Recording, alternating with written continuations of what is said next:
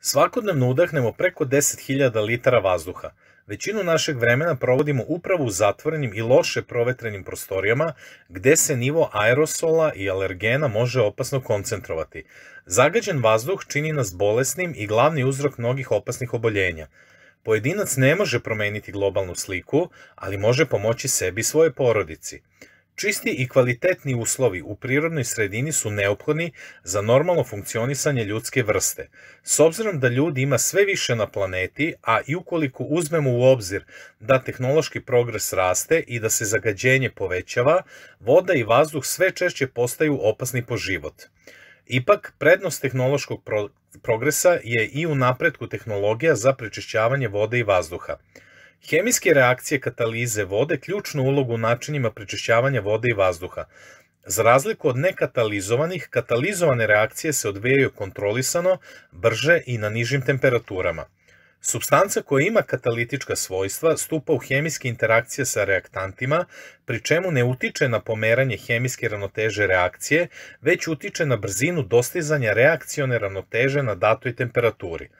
Uloga katalizatora je zapravo smanjenje aktivacione energije potrebne da se izvrši konverzija reagujućih supstanci u odgovarajuće produkte. Među najpopularnijim i najbezbednijim katalizatorima se izdaje kombinacija TO2 i UV svetlost, poznatija kao fotokataliza.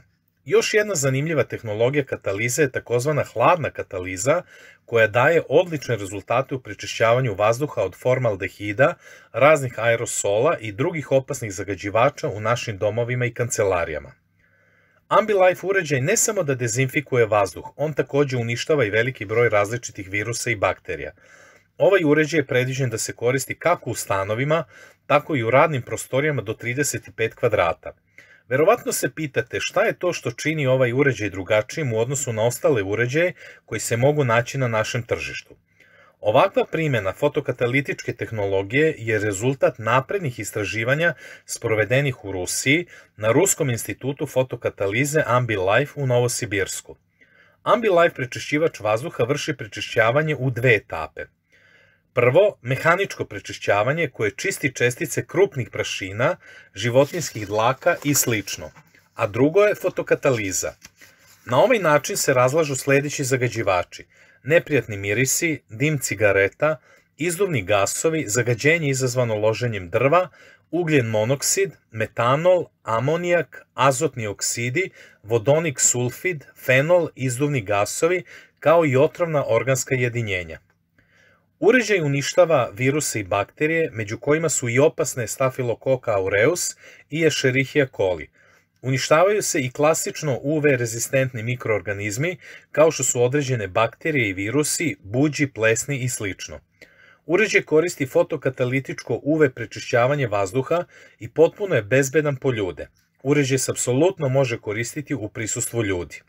Sa jačinom rada od maksimalno 34 decibela i potrošnjom od oko 22 vata, Ambilife je veoma ekonomičan i povoljan, pogotovo sada u uslovima koronavirusa, kada je više nego ikad bitno čuvati imunitet, ali i pažljivo birati kupovine. Kako se rešiti alergija, otrova i napada na imunitet u ovom teškom vremenu pandemije COVID-19? Odgovor je vrlo jednostavan. Tehnološki najsavremenijim uređajima za prečišćavanje vazduha Nobel Ambilife, koji će naše domove i kancelarije snabdeti ne samo prečišćenim, već i dezinfikovanim vazduhom visokog kvaliteta.